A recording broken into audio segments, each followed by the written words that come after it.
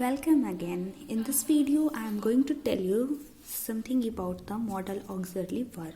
It is so much important in the grammar section. So, before starting the uses of the modal auxiliary verb, we will know about the some rules जो कि बहुत ही important होते हैं.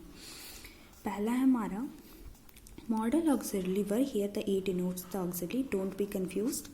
Modal auxiliary verbs are not used as main verb. It is always used as helping verb. Modal auxiliary verb जो होते हैं कभी भी main verb की तरह यूज़ नहीं होते, ये हमेशा helping verb की तरह यूज़ होते हैं. You can play with him. Here the can is used as a helping verb. It may rain today. May is used as a helping verb. जैसा कि हमने पिछली वीडियो में देखा था, can और may जो है वो modal auxiliary verb होता है.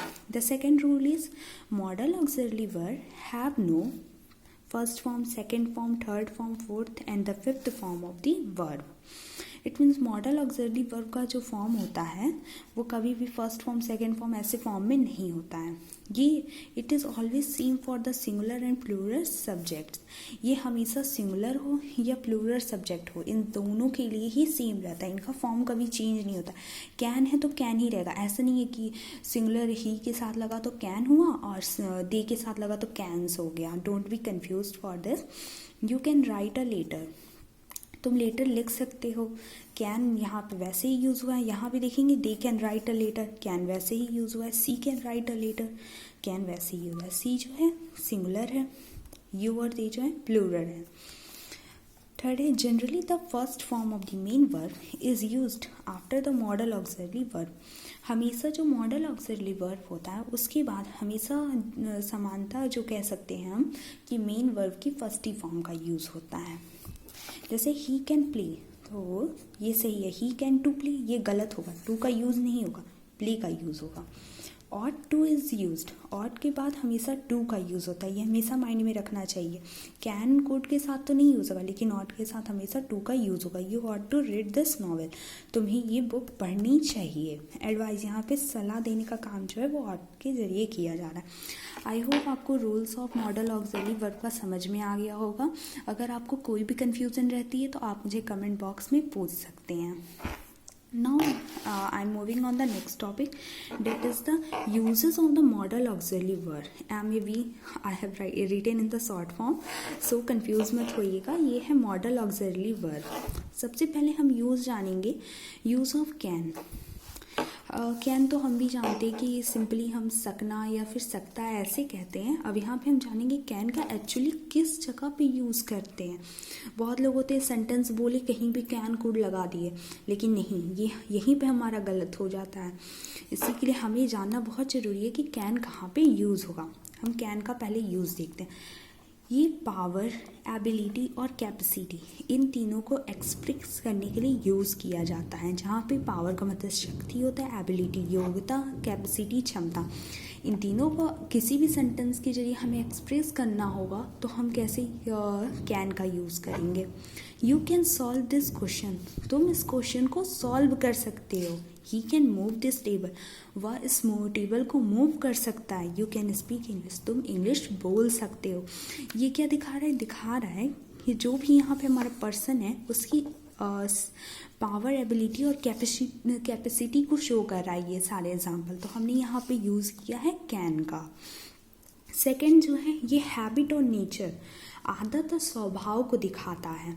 जैसे a kind hearted person can not hurt anyone, जिसका दिल साफ होता है, दयालु इंसान जो होता है वो कभी किसी को हर्ट नहीं करता है. ये उसकी आदत दिखा रहा है कि एक इंसान है जो कि काफ़ी दिल का साफ है तो वो किसी को हर्ट नहीं कर सकता. ये उसकी आदत, उसकी स्वभाव होती है. थर्ड है हमारा परमिशन, जिसमें हमें पता चला अनुमति. अगर हमें कभी भी किसी से परमिशन लेनी होती है, कुछ भी रहता है, तो हम कैन का यूज़ करते हैं. ये परमिशन को एक्सप्रेस करता है. जैसे can I go to my friend's room. बहुत सारे बच्चे होंगे जो अपने फ्रेंड्स के घर जाना चाहते हैं, अपने मम्मा से बोलते होंगे कि मुझे अपने फ्रेंड के घर जाना है, तो आप कैसे बोलोगे can I go to my friend's room. Can I go for the party, क्या मैं पार्टी में जा सकता हूँ, क्या मैं अपने दोस्त के घर जा सकता हूँ. तो यहाँ पे परमिशन लेने के लिए भी कैन का यूज़ किया. कैन यहाँ पे शो कर रहा है कि यहाँ पे जो ये सेंटेंस जो है वो परमिशन को एक्सप्रेस कर रहा है.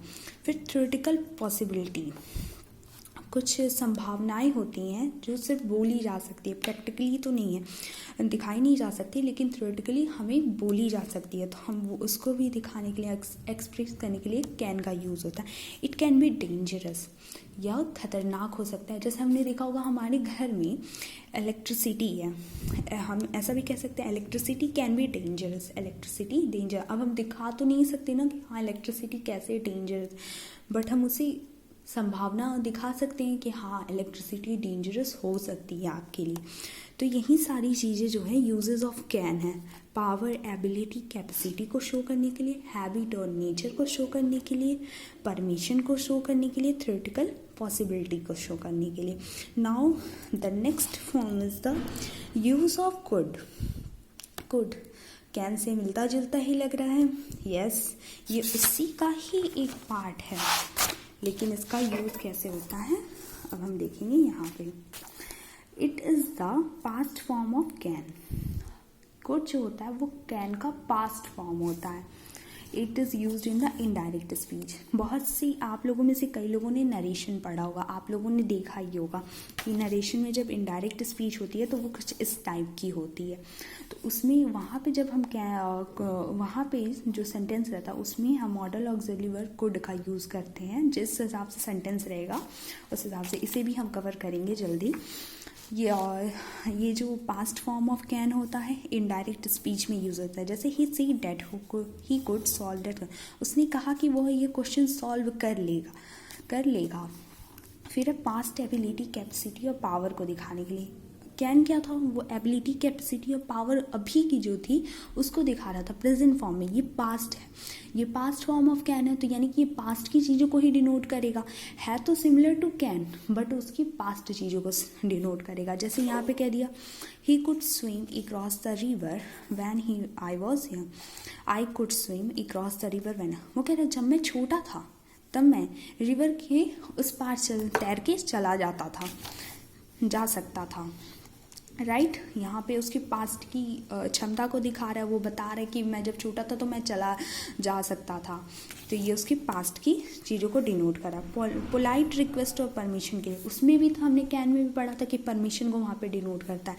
यहाँ भी ये भी परमिशन को डिनोट करता है, पोलाइट रिक्वेस्ट और परमिशन। जैसे could I borrow your pen, क्या मैं तुम्हारा पेन ले सकता हूँ, उधार में ले सकता हूँ। तो ये दिखा रहा है कि ये जो हम यहाँ पे आई जो कोई पर्सन है वो किसी की पेन लेने के लिए मांग रहा है, यानी उससे परमिशन ले रहा है कि तुम मुझे क्या अपने पेन दे सकते हो, ऐसा। एक और इसका यूज़ है जो कि है show such type of the possibility which is unreal in present. ये इस टाइप की संभावनाएं दिखाता है जो कि प्रेजेंट में अनरियल है, मतलब ऐसा हुआ नहीं है, लेकिन जो पर्सन है वो ऐसा सोच रहा है कि काश ऐसा हो जाता। तो ऐसी चीज़ों को भी दिखाता है। ऐसी चीज़ों में भी हम कुड का यूज़ करते हैं। जैसे if you work hard you could succeed, अगर तुम कड़ी मेहनत करोगे तो तुम सफल हो सकते हो। यहाँ पे ये चित्र हमने एक बार और हम रिवाइज करते हैं। कुड जो है वो कैन का पास्ट फॉर्म है, इनडायरेक्ट स्पीच में यूज होता है, पास्ट की एबिलिटी, कैपेसिटी और पावर को दिखाता है, पोलाइट रिक्वेस्ट और परमिशन को दिखाता है, और ऐसी पॉसिबिलिटीज़ को दिखाता है जो कि प्रेजेंट में अभी एग्जिस्ट नहीं कर रही है, अनरियल सिचुएशन है। जैसे कई लोग, एक और एग्जांपल हम आपको देते हैं, जैसे कई लोग कहते हैं अगर आज मेरे पास इतना पैसा होता तो फिर मैं ये खरीद लेता। इस टाइप की चीज़ें आप मुझे इसका इंग्लिश में ट्रांसलेट करके बता सकते हैं। और कैन का भी हमने यूज़ पढ़ लिया। अगर आपके माइंड में कोई भी क्वेश्चन आ रहा है इससे रिलेटेड कि कैन और कुड का यूज़ क्या है, मॉडल ऑक्सिलरी वर्ब के रूल्स में से आपको कुछ नहीं समझ में आए तो आप मुझे पूछ सकते हैं कमेंट बॉक्स में करके। आई मेक श्योर कि मैं आपके डाउट्स को सॉल्व करने की कोशिश करूं। Thank you so much. Like और सब्सक्राइब करना प्लीज़ मत भूलिएगा ताकि मेरी नेक्स्ट वीडियो आए तो आप तक पहुंच पाए, ताकि आपको सीक्वेंस में वीडियो मिलती रहे। Thank you so much.